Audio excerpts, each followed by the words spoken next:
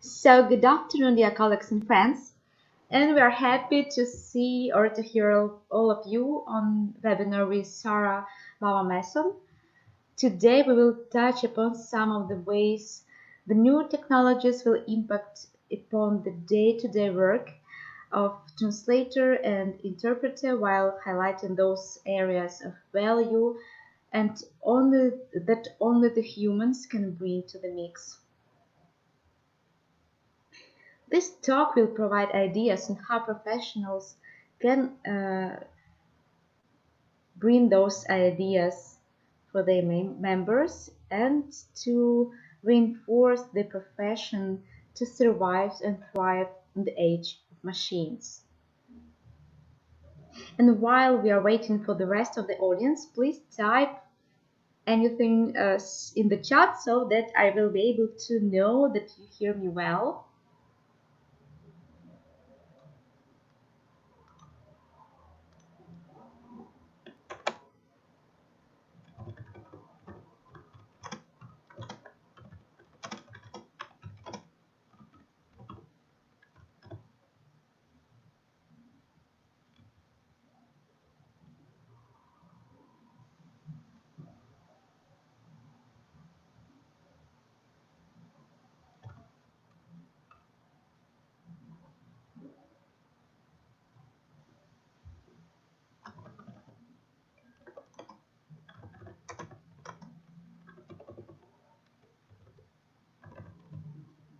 Okay, I can see you hear me.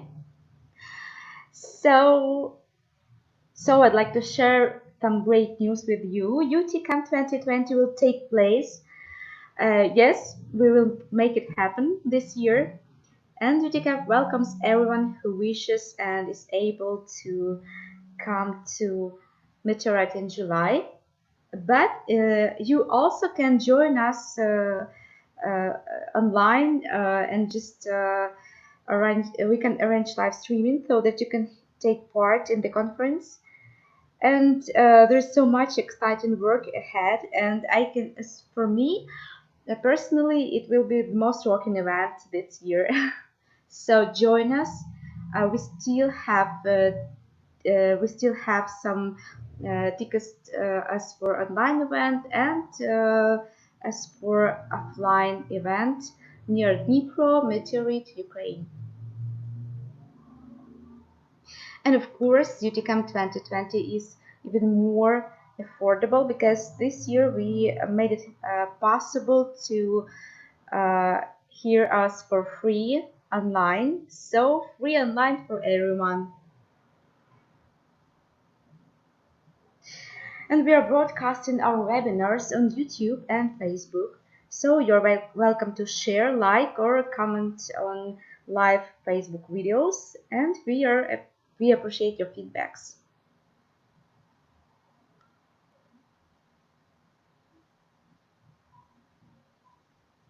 Today, this meeting is going to be hosted by me, Irina Vizier. And so let me introduce our speaker.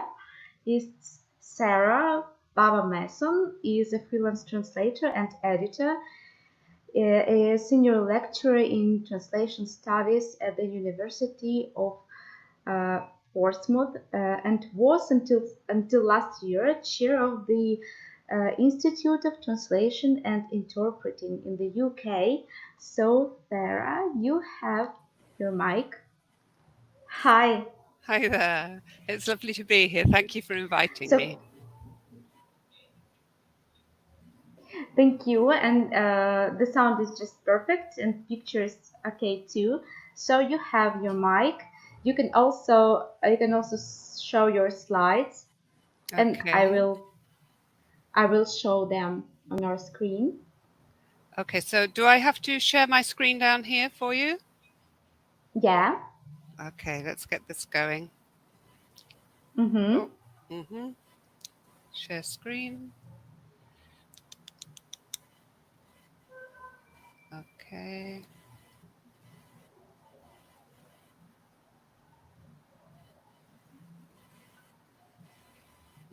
I'm having trouble. Sorry about this. I've got two monitors and it's showing the wrong one. So let me try again. Okay, just let us try. Yeah. That's okay, actually. Okay, let's try again. Share screen. We'll share this one. And then when I start the presentation, you should get the full screen. Okay. Have you the full screen there? Yeah. Lovely.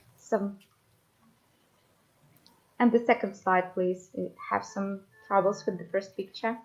Really? Is that working? That's working, yes. Okay. So shall I just go for it then? Are we ready? Okay, so see you at the question and answer section. Lovely.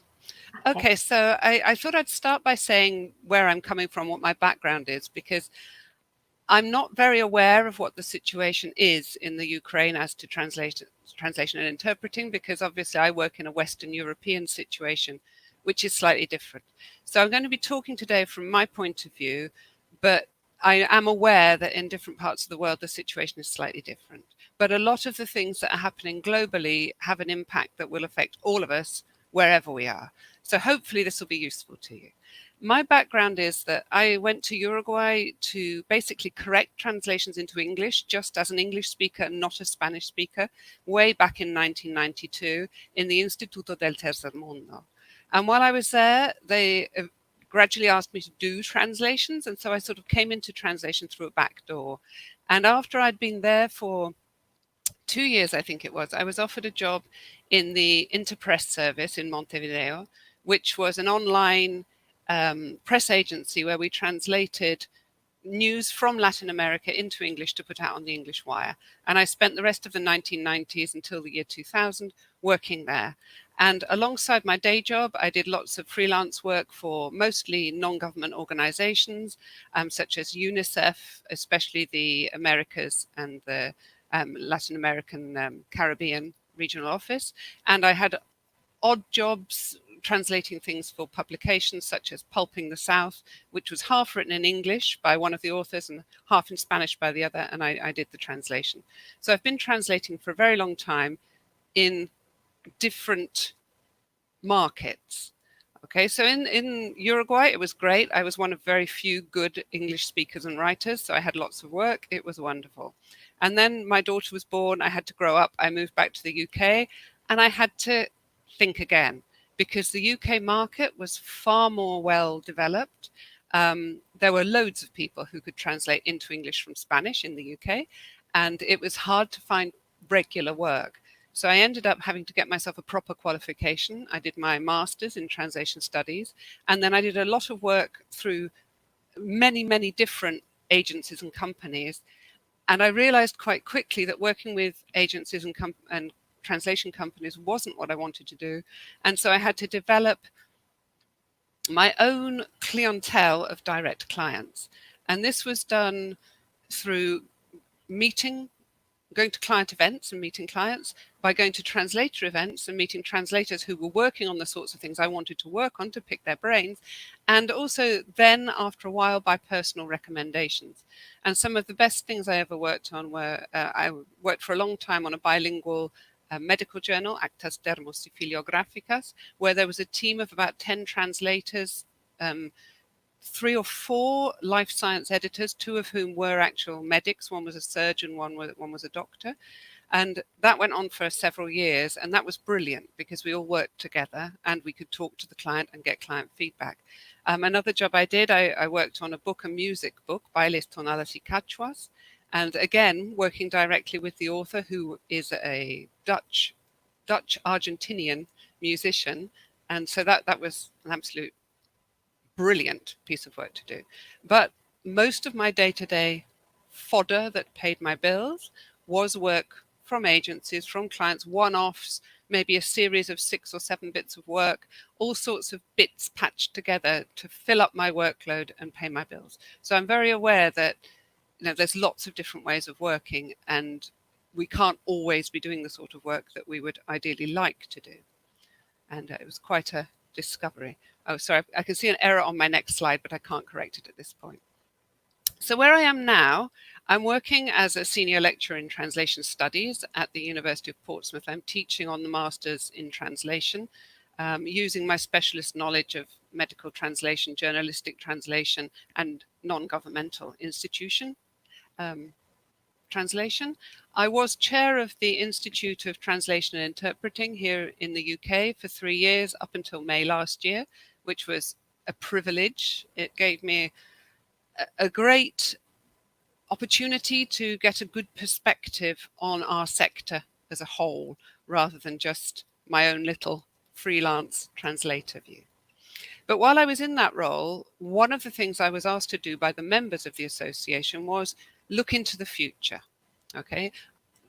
A lot of our members expected me to be able to see what was coming, cast the runes, as it were, and say, okay, our sector is developing in this direction, this is what's going to happen, especially in regards to translation technologies. People were tremendously overwhelmed by the idea of machine translation and neural machine translation being able to do the jobs that they were doing. And part of what I'll be talking about in this talk is why this is not going to be the case, why human translators will have a niche, where those niches will be, and how you can protect yourself from being the people whose work does disappear to the machines. Okay, because from what I've learned over the 3 years that I was chair of ITI, the biggest challenge for translators and interpreters in the future is in fact not the idea of the neural machine translation, but it's translators organizing themselves and coming up with convincing stories as to what it is humans can do that machines can't, what it is humans can do with machines very well, what it is machines can do on their own because humans don't want to be there, the machines will be doing it, and then establishing the value of the human translator and making sure that that means we are paid in line with the knowledge we have, the skills we have, the value we can add by providing good translations. So we've got to establish how far we want to be symbiotic with the machines, how far humans and machines need to work together, and how far we're prepared to go on that climb. Okay, because we are up against the hype of the big machine translation tools. You may have seen this. This was back a couple of years ago now, 2018, where Microsoft published very loudly and very widely that they had achieved human parity with machine translation. And they produced the information about this in several ways. They produced a blog. This is the blog, which actually did not overclaim, but then their press people took the message from this article and promoted it elsewhere, making it look like the machines could do what a human can do. And our problem is that we as translators, we understand this isn't the case, but the client side people think the machines can do it, we don't have to pay people anymore. So we've got the job of going out there and explaining, no, this isn't the case, this is what the issues are, and this is what you need to do about it. Because even in the blog itself, the headline looks wonderful. You know, it's a historic milestone. Human performance has been matched from Chinese to English.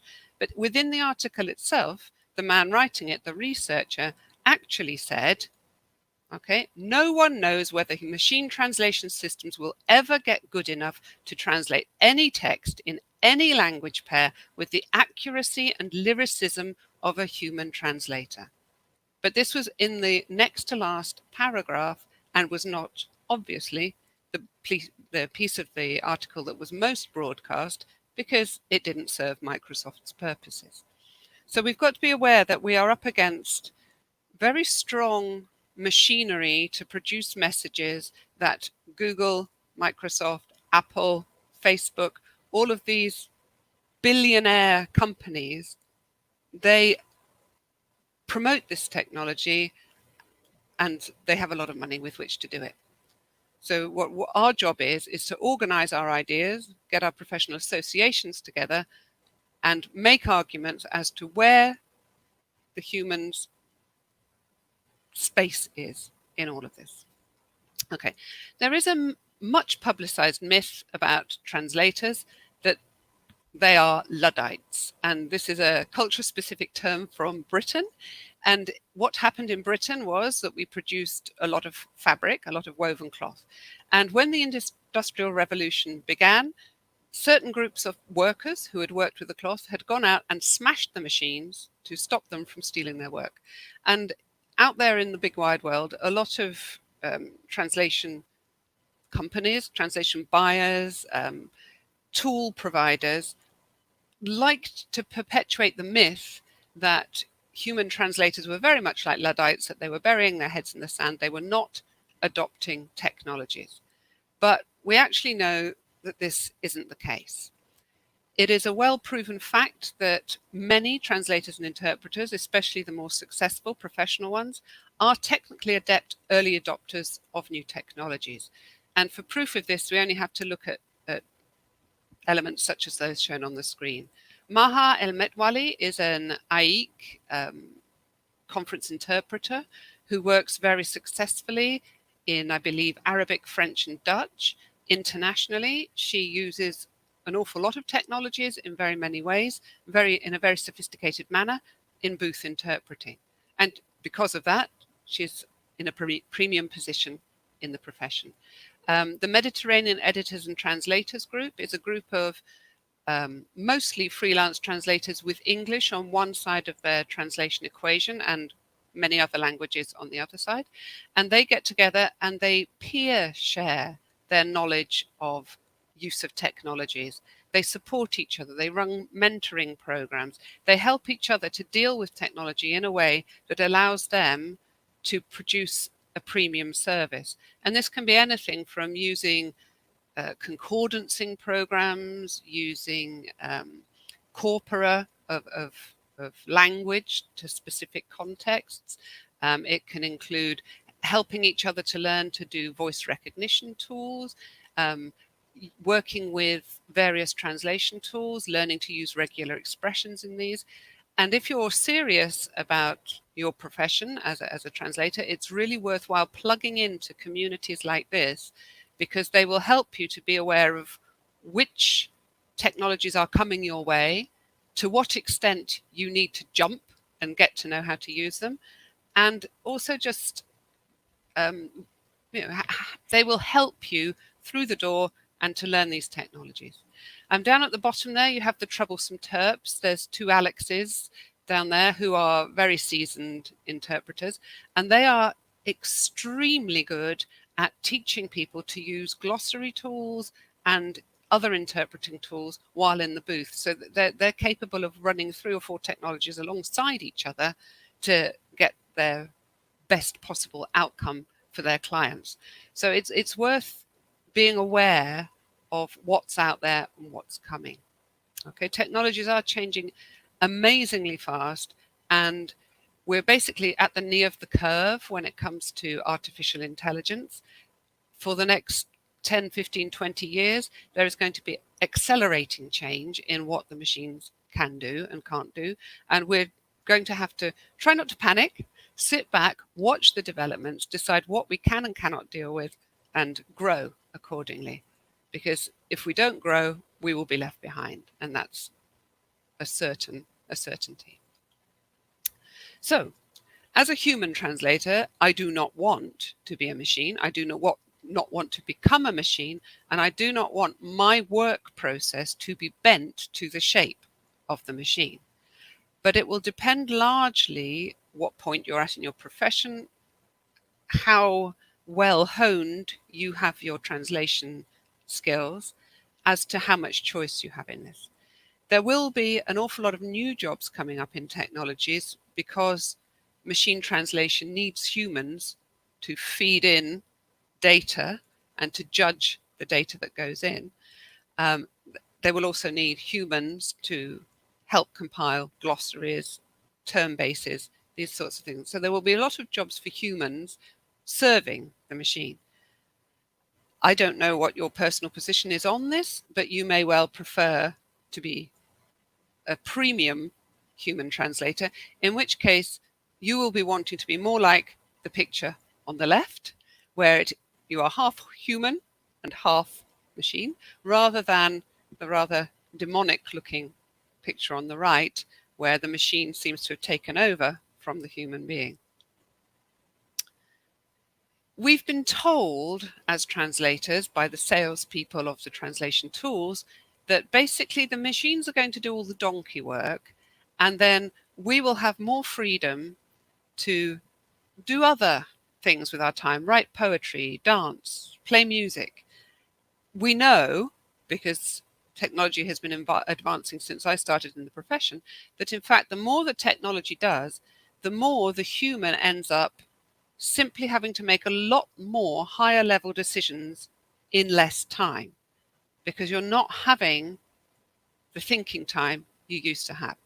So we've got to be careful about that, and we've got to be considerate of that in how we price our work in the future and how much work we want to offer in a day. Do we want to work 12-hour days and exhaust ourselves, or do we want to say, no, I'm going to work 4 hours, break 4 hours, that's it in a day? We have to decide, because we're an unregulated sector. We have to decide for ourselves. We have to be aware that we are all doing a lot more of what is termed shadow work, which means when we work for agencies, clients, etc., rather than them sending us a purchase order, them sending us an invoice, them processing our payment, we're doing it all ourselves. We're doing their work for them. And that's something we need to be aware of, and we need to decide whether or not we want to include the time we spend on a client's server doing this sort of administration, whether we want to include that within our minimum fee for a job to cover our costs at that sort of work. Okay, and then as I already said, there's loads of rapid technological changes coming in, and we're all suffering information overload. In my own personal experience, the COVID situation has forced our entire university to go online overnight. We were lucky in the MA that we already did distance learning, so it wasn't terribly traumatic for us. But for a lot of our colleagues, they suddenly had to learn all these new technologies overnight. The good news is most new technologies are fairly user-friendly these days. The bad news is you're expected to learn it yourself. And I'm afraid that's what we're going to be facing going forward, and we basically have to get used to that. So our big challenge is coming up with authoritative narratives to say, I'm a human being, this is the strength of my work, this is the value of my work, and basically drawing our own ground lines as to how far we want to go when we're working with the machines. As we all know, machines are very fast. They are very good at providing gist translations, and they can be really good when you've got a good terminology database for when you've got term-heavy text. So, for instance, I know colleagues who are working with descriptors for online sales situations, such as, I can't name them here, but online marketers, online providers of goods. Okay, so they will be given a lot of text in one language, and they will have to produce all the various languages of very term-heavy text for product descriptions. And the machines are really helpful there. Most people don't care when they're looking at a product whether or not the details are totally clear. They just want an idea. An example, I bought my daughter a piano from an online provider in Germany. I don't read German. I was quite happy to browse, to read all the details, and to select the product in German, because I knew more or less what I wanted, and from the rather bad gist translations, I could find out sufficiently well which was the product I wanted.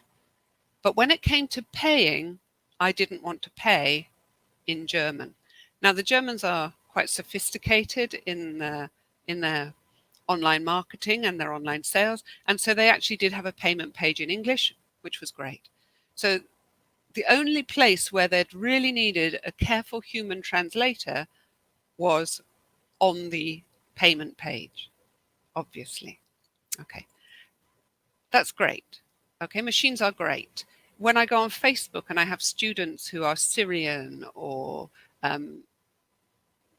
Italian or Russian or Ukrainian, when I have students like that, I can't understand what they're writing on Facebook. Facebook gist translations can explain to me enough to know whether they're making a joke, whether they've had a baby, whether they've got married, so I can do the celebrations that are necessary.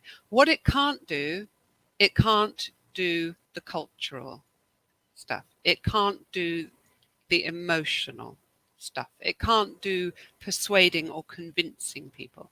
I have a particular problem when I get to my Middle Eastern students in that they have a different culture.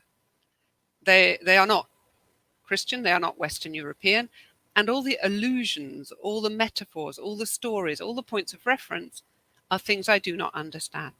And so it's often much more difficult to understand them. So in a way, there will be more market for people who are translating things from cultures that are further apart as well, because more cultural mediation is needed. So what humans are good at is texts where the impact on the human really counts. So anything where you're trying to persuade someone, where you're trying to sell a premium product, where you're doing a financial report, where you're having to validate the turnover for your year, when money is involved, when style is involved, when voting is involved, when we're talking about political conviction and persuading people, humans cannot be beaten. In broader terms, we're talking about machines not being able to do anything poetical, literary, cultural, human, really. And this is a dictionary that I've bought myself because I'm doing some mentoring with literary translation. And it has 500 pages of things I am absolutely certain a machine couldn't do. I mean, machines cannot understand free verse, form, forensic linguistics. I mean, I could just read you a list from the book. So many things that machines cannot do. Okay, the machines have no context of anything beyond word and sentence level. Okay, they're really good at, when they've got a lot of text of the same type, of telling you what might be the next word, but they have no way of referring back to the sentence before or onto the sentence after. They can't do that sort of reference. They don't know anything about style for different genres of writing. They wouldn't know a children's story from a financial report. And humans do. Within reading a couple of lines of a document, we often have a fair idea of what that document is. Okay. They also have no idea of the impact on the reader.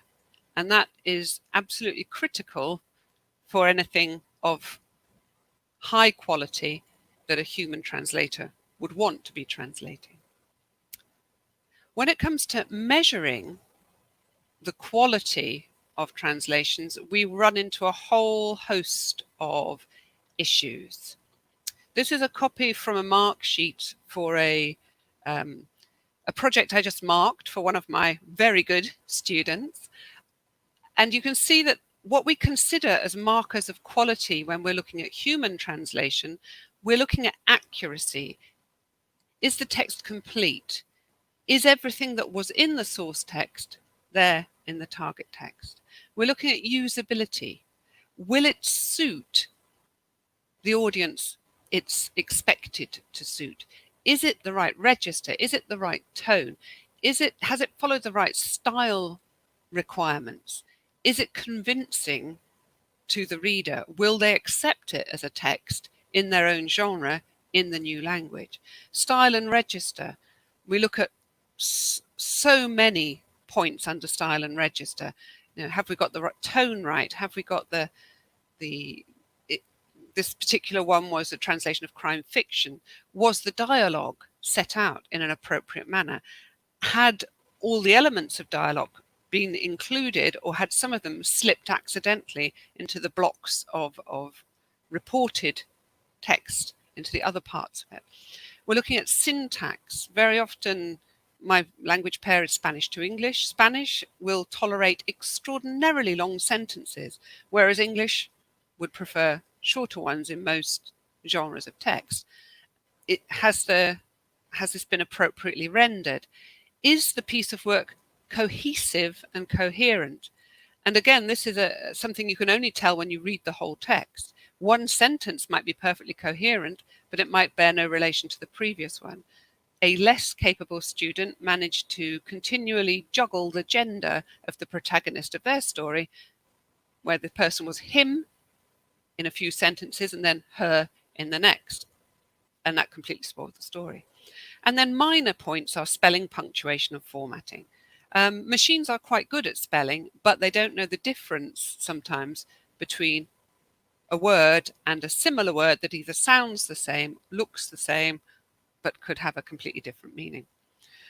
Meanwhile, when we're measuring the output of machine translation, this is a much more complicated matter. And this is a book I reviewed last year for the authors, and it was talking about how you assess translation quality for machine translation. And it is extraordinarily difficult.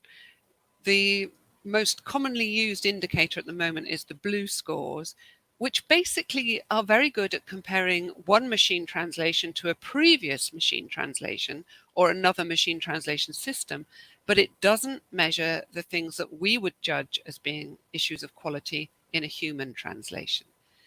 So it's worth, if you can access that, if you're really interested. It's quite a heavy book.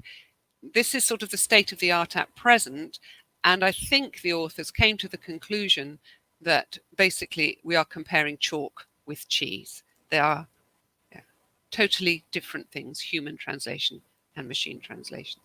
Heading in the right direction, however, is work such as that of Lommel. And here we're looking at what is called multidimensional quality metrics, where we're looking at a lot of different issues and how to evaluate these.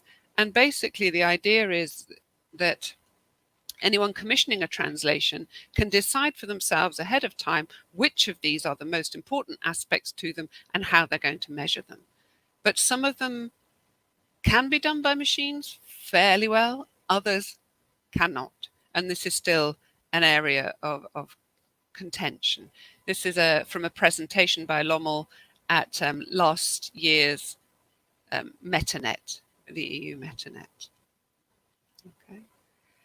Then again, as human translators dealing with our clients, we've got the problem of client understanding. Very often when we're dealing with agencies, or companies, they have a better idea of what's involved. But when you're dealing with direct clients, they've swallowed the hype of Microsoft and company, and they want quick, cheap, and perfect machine translation with a human could you just proofread it quickly to set it right?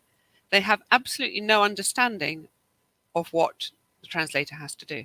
And unfortunately, up until now, translators haven't done a particularly good job of telling them exactly what's involved, because it's very hard to explain this succinctly to someone who really basically has very little understanding of what we're doing. A lot of clients understand that human translation will be slow, expensive, and interestingly, prone to error. And there is a different errors are committed by human beings to the ones committed by machines. And being aware of what the differences are is something we need to make sure that we do, so that we are giving convincing arguments when we're saying why they should go with us and not with a machine. For many of our clients, they simply view translators as people who speak in tongues. And this is a lovely woodcut of speaking in tongues from the Luther Bible of 1530. There is a lack of public understanding of what exactly translators and language service providers do. We have a big job to correct this.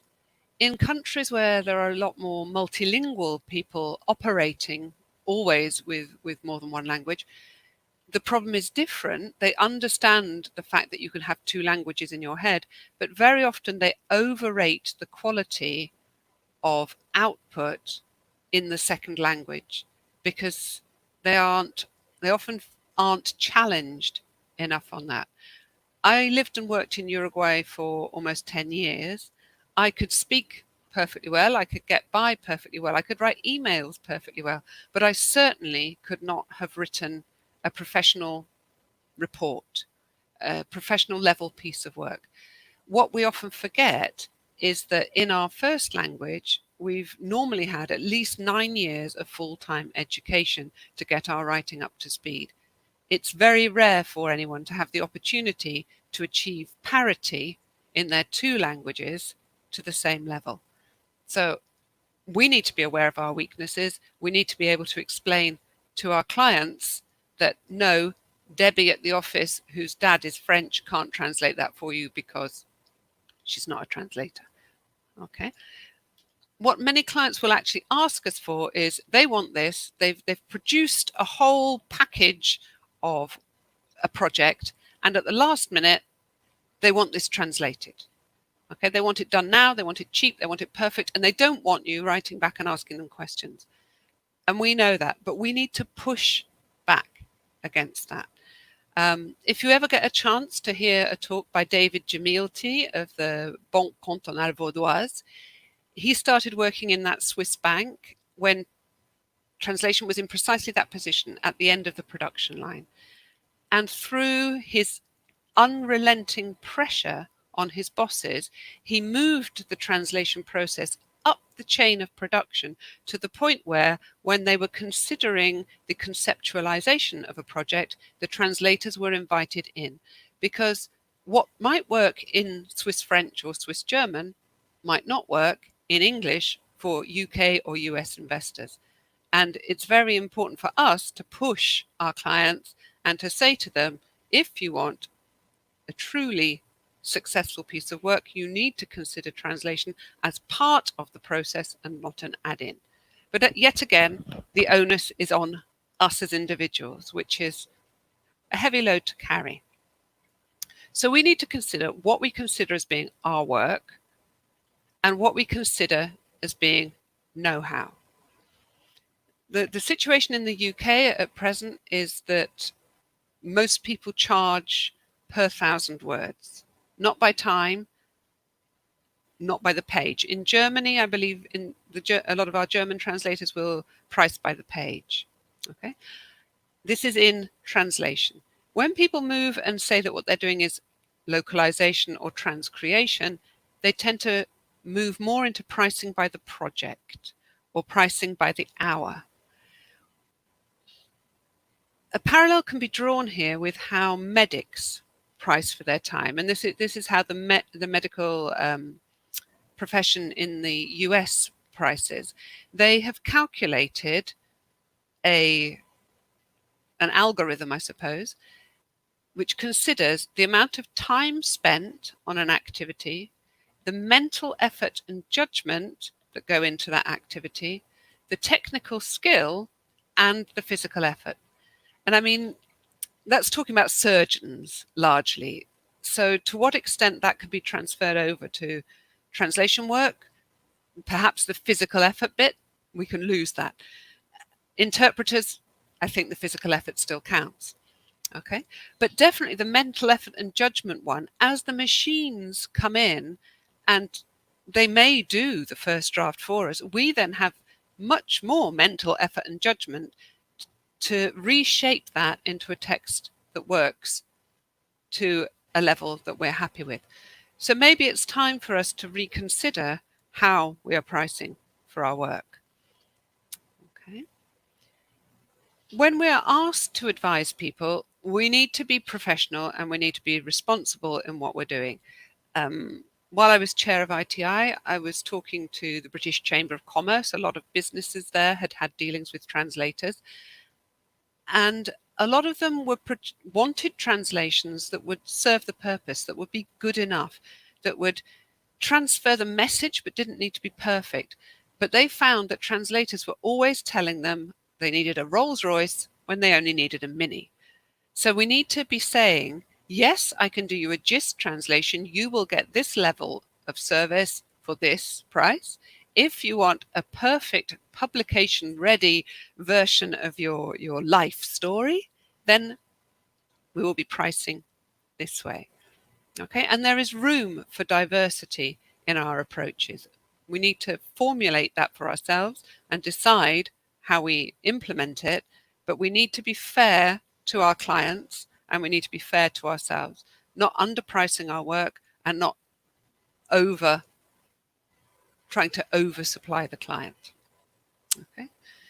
Peter Reynolds of MemoQ produced this lovely graphic, which makes me very happy because it fitted in with what I was already thinking about the translation world.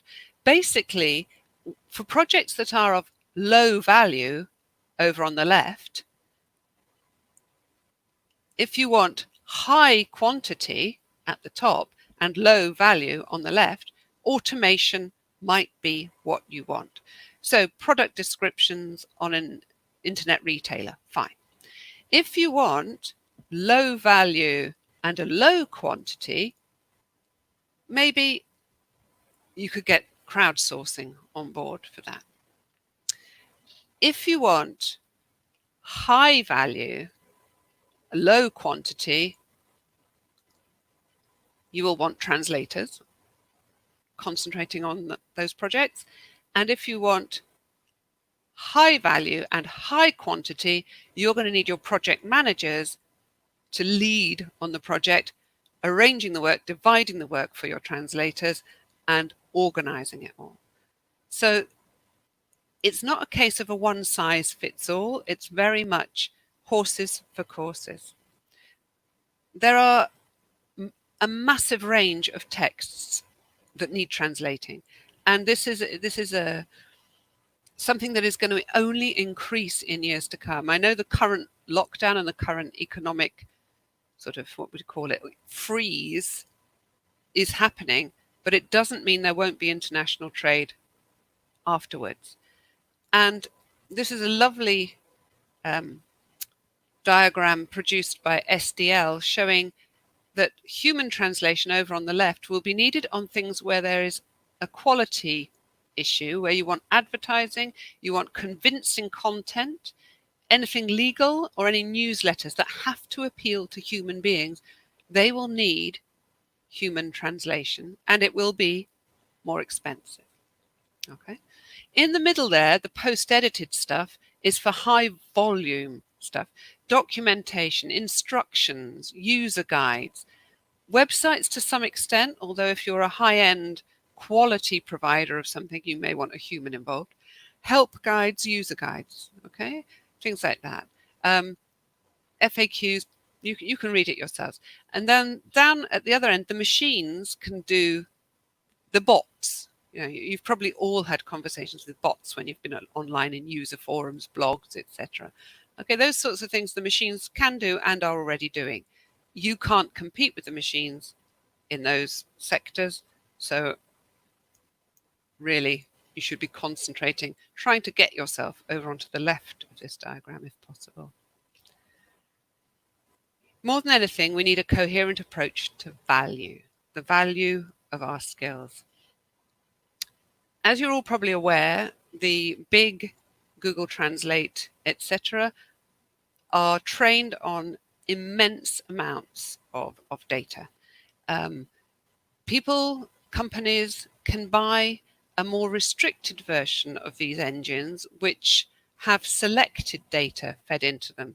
For example, sectors like banking will have machine translation, but it will only be fed with banking data. Okay. For those to work well, you have very highly paid and brilliant engineers who write algorithms to help those develop. And you also have the input of linguists who are feeding back on the output and making sure the terminology is good, making sure that it's working well. So although these services are being provided free online to users via Facebook, via Google Translate, they actually are having billions and billions and billions of dollars invested in them behind the scenes, which is an unfair grounds for competition for us, but there is very little we can do about it, so we have to suck that up and get on with it. To be a specialist professional translator, we need years and years of careful study and learning. We need to be trained to write, because essentially what we are selling is the text we produce in our target language. So we need to make sure that we are expert writers. If we're trying to sell expert writing in a specialized area, ideally we should undergo some training in that expert area. If we can't do that, we should at least be looking at the style guides and reading the publications that the experts in that sector are reading to make sure we're writing the right way. And that is hard work, and is something for which we should be rewarded. This is a table built from Brian Mossop's Revising and Editors for Translation by a couple of colleagues of mine, showing what actual work a translator is putting in to a job in comparison to what work an editor is doing when they are dealing with a text. I have to say, in my personal experience, very often I will be paid more for editing a text in English than I will be for translating a text into English from Spanish. And in fact, the translation process is at least twice as much work, as you can see from the X's here. So if you look at the column on the left here, the translation column, first of all, we are transferring content from one language to another. If you look across at editing, you don't have to do that. It's already there. If it's not there, you don't add it, you don't take it away, unless you've been asked to do so and you're being paid for it. So we need to be checking as a translator that it's totally accurate and that it's totally complete.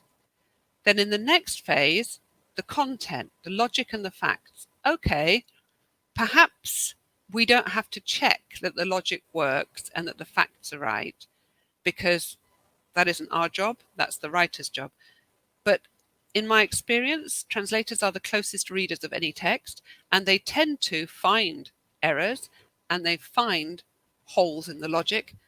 And when possible, it's a good idea to go back to the client and tell them about this, and it makes your professional image so much stronger because you've caught these. This is how you build your professional reputation and have return clients. Then we get to the part of language and style.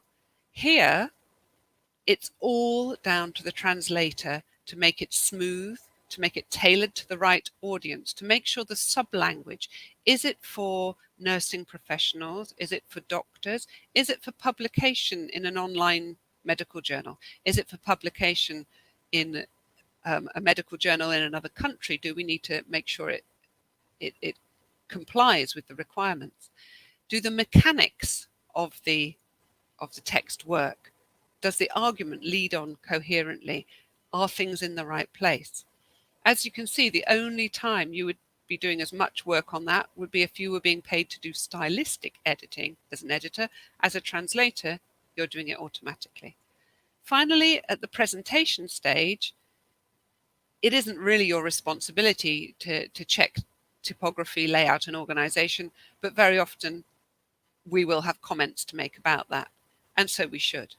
So as you can see, the value of our work to our client can be immense, and we need to be aware of the value of our work. In order to get this message across, obviously every translator interpreter needs to be pushing this message to their clients when they're asked to do jobs.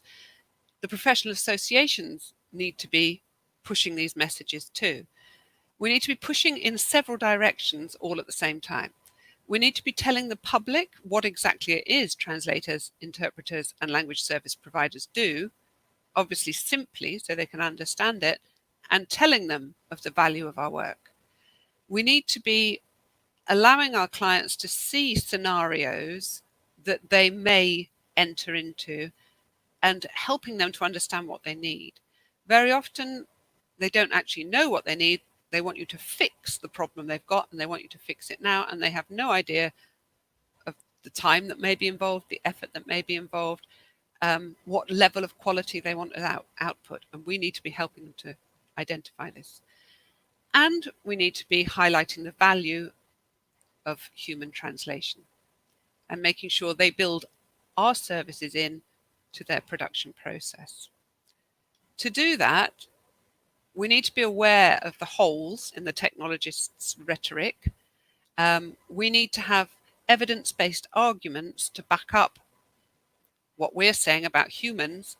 And as translators and interpreters and their associations, we need to be saying, we know this, this is our argument, we are leading the conversation. Okay. Underlying that is an essential problem. Some people and some associations view translation as a profession, and a profession is distinct to a service. Okay, serious professions have ethical codes. They often deal with information that is sensitive, and they have to deal with that professionally. Translation at the moment is largely an unregulated sector, and while we do have professional codes of conduct, we aren't legally bound to an oath. It's quite hard to be thrown out as a translator for breaching rules. So ITI, I know the Institute of Translation and Interpreting in the UK, has been working for 30 years to build the view of translation as a profession. But it's a hard job and it's an uphill struggle. So what we do need to do is we need to be organised, and we need to strengthen our professional associations so that they can represent our interests and talk with government, talk with commerce, and push for our position to be better understood. So, translator associations and language service professionals must take control of the conversation because, frankly, we are the experts. Okay, we know what we're talking about and we need to be telling people. I hope you found this talk interesting. Thank you for listening. Those are 3 email addresses, my personal one, my ITI Research Network account, and finally my university account. If you have anything you want to say, please email me.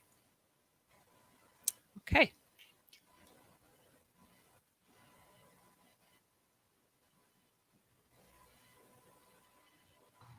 Thank you so much. And yes, we have some questions, of course. So the first question is, can the machines be trained to produce more human-like texts or texts that are adapted to certain audiences? Yes, but with a lot of work beforehand. Basically, if you develop yourself a machine that only produces financial reports, it only has financial report text put into it, only in the language pairing in which you're working, and you've got a lovely terminology base which has all the correct terms, then you will get much more human-like translation. But if you try to translate literature or poetry, however much literature or poetry you put in there, it's unlikely to come up with something of human quality because the judgments are far more subjective, far more individual. Writer's style and voice come into play, and the machines can't do that. Yeah. Okay, thank you. And the second question is talking about professional strategy. Does it mean that technical translators should adopt and become maybe some kind of creative translators or cultural adaptation experts? I don't think so. I mean, ITI has 3,000 members, and they work in all sorts of subsectors. And if you are a technical translator who is translating user guides, the machines will get better and better at doing those. If you are a technical translator and you're translating press releases where you're trying to persuade people to buy this tool, then more human input is needed because you're trying to convince the audience that they want to buy this. So I think your expertise is absolutely key. And what you have to do is within your area of expertise, look for the types of texts that are going to need the human touch. Does that make sense? Yes, thank you so much. And we have more questions. Can you recommend a person or a source that has something valuable to say about the machine challenging interpreting, especially? I think, let's think. The people I showed earlier, Jonathan Downey, Maha Al-Metwali, Alex Drexel, and Alex Gansmeyer are all sort of leaders in the ideas of interpreting. I know Maha in particular does sessions about remote interpreting, etc., and the use of technologies. And she has a website. I'm sure if you just type in her name, let me type it into. I believe we need to invite Maha Absolutely, for the webinar, yeah? I'm sure she would love to do that for you. She's absolutely brilliant. She does an awful lot of online training for conference interpreters and interpreters generally. So yes, I'd do. Yeah, we actually had a webinar with Troublesome Turps 2 years ago. Okay, we can just invite them once again and to discuss a topic about machine challenges for interpreters. Yes, that would be really good. So, and one more question. Do you think one day there will be only translators that do post-editing? I didn't quite understand the question. In the future, there will be... There will be only post-machine editors, No, not absolutely not. translators. No, absolutely not. I think there already is a massive range of translation sectors. There are people I know already who work doing post-editing of machine translation because it brings them a certain amount of money per month. They can timetable so many hours of doing that, so they know that this part of their budget is covered. And then in the afternoons, they will be doing literary translation. I think there will be a massive range of options, and yes, there will be an awful lot of post-editing of machine translation for those who can bear it. I know that MemoQ, when they were actually trying it out with their own people, they found that most people, after about 6 weeks of it, they felt they were going crazy, and they had to rotate their employees. They couldn't leave people on it for too long because it is very draining, especially when you're correcting mistakes the machine makes that are so obvious repeatedly. So yes, there will be more of it. Yes, machine translation will get better, but not necessarily that fast. The neural machine translation researchers are finding that neural machine translation can do fantastic things, but they don't understand how or why it's doing the fantastic things, and they can't really yet measure when it's right or wrong. So it's going to be quite a long way down the road before we are anywhere near replaced in a lot of areas. So. Okay, and another question. I was told that we would have more work post-editing as companies would translate more material, but I have not seen this increase in volume. What do you think? I don't know quite what the situation is in Ukraine, but at the moment in the UK, I've been to a couple of webinars in the last little while, and since March, most people have seen at least a 20% reduction in everything that's come their way. A lot of people have seen a lot more of a reduction there.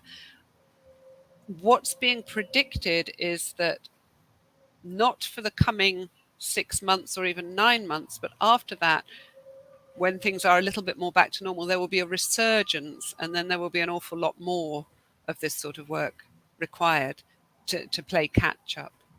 So do you think this reduction would fix in some month and go to normal? I think it will, and I think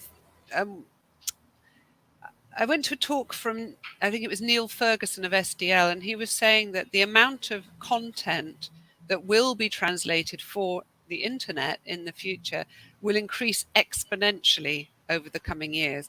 So I quite foresee there being an awful lot of content, possibly not very good content, but content nonetheless, that will need translation and post-editing going forward. Yes, yeah. And if you look at predictions by people like Nimdzi Insights, you know the company Nimdzi? Yes, of course. Yeah. Well, they also predict that while the rest of the economy is going to dip in the coming year, that translation is one area that is expected to increase by at least 5% still, despite the situation. So there is hope for us. That's great. We have another question from Facebook from Rob Davidson. You rightly say that we need evidence of the superiority of human versus machine translation. Yeah. Can you point us towards clear, easy to understand illustration of the differences in quality? Yeah, the cover of the book that I gave you, the translation quality analysis book, that discusses a lot of these issues. It's massively complicated, and what we're trying to do in the Institute of Translation and Interpreting is that we've got a meeting coming up in July where we're getting all our university members together, and we're going to be talking about what we need to be doing going forward so that we can have evidence-based arguments on what humans are excellent at and what machines can do. Because at the moment, those arguments aren't in place. A lot of translators sort of almost what's the word? We know instinctively what we do well, but it's very hard to prove that. So we need proof of that. So at the moment, can I point you towards that? Well, scholars such as Joanna Drugan, she's very good on quality issues. Obviously, the writers there, Joss Mawkins, um, Sharon O'Brien, the people from Dublin, they're very good as well. I believe Sharon O'Brien is currently looking into her current research is about what it is humans do that machines don't do. So it's coming, it's in the pipeline. Yeah. Thank you. And yet more one name for the conference or for the webinars. So we will try to invite Sharon too. Yeah. And we have one more comment or a question. So we do not actually understand how the neural entity thinks. Since I have seen the engine inventing non-existent words, and Yep. nobody know why it invented them such way. Absolutely right. Yeah, I mean, I've been to a lot of talks about artificial intelligence because I was terrified by it 3 years ago when I found out about neural networks, and I just thought, oh my God, we're all going to be removed, overpowered by the machine. And I've been to a lot of meetings because I thought, no, informed is forearmed.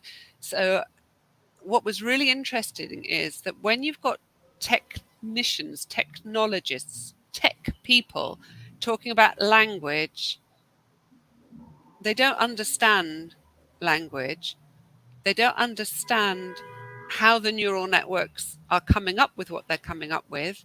And so you've got, double ignorance there. The fact that these neural networks have come up with the idea that queen somehow goes with woman and king goes with man is hailed as a great, wonderful step forward. Well, any 2 or 3-year-old can tell you that, it's not comparable. So yeah, it's got a long way to go. Yeah. Thank you. Thank you. So we don't have any more questions. And guys, just if you have something more to ask, you can just send us your questions and we will forward them to Sarah. And then she can just answer you on Facebook or other stores. Can you please just make some short conclusion and just forward some positive message at the end of this presentation for all our listeners. Is that for me? Yes, it's for you. For Okay. Sarah, yes. So basically, my advice would be make sure that you are plugged into your professional network, to your professional associations. Make sure that you don't always accept exactly the conditions your clients put upon you. You have the power to push back and say, actually, for what you're asking, it will take this time, it will be this price.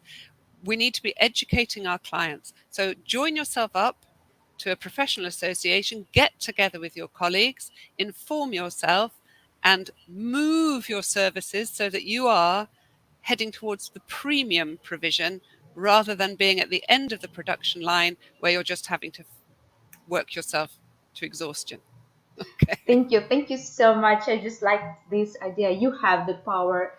So thank you. As for today, our time is just gone, and we have only a couple of minutes left. Thank you very much, Sarah. Thank you for being with us today. And I think we will meet you for UTIC conference online this year. And I wish we could meet you in person, maybe for some next period.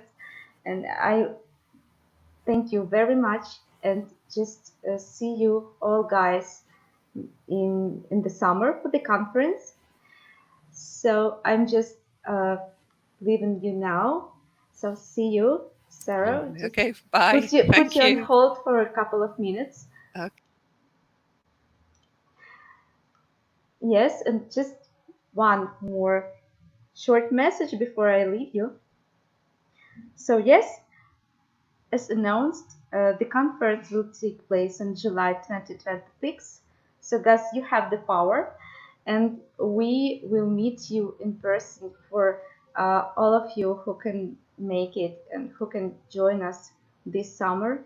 And if you can't join us this summer on site, you can just register for online conference and receive all the credentials or the access for free this year. So see you guys. See you for the next webinars. All the best. Bye.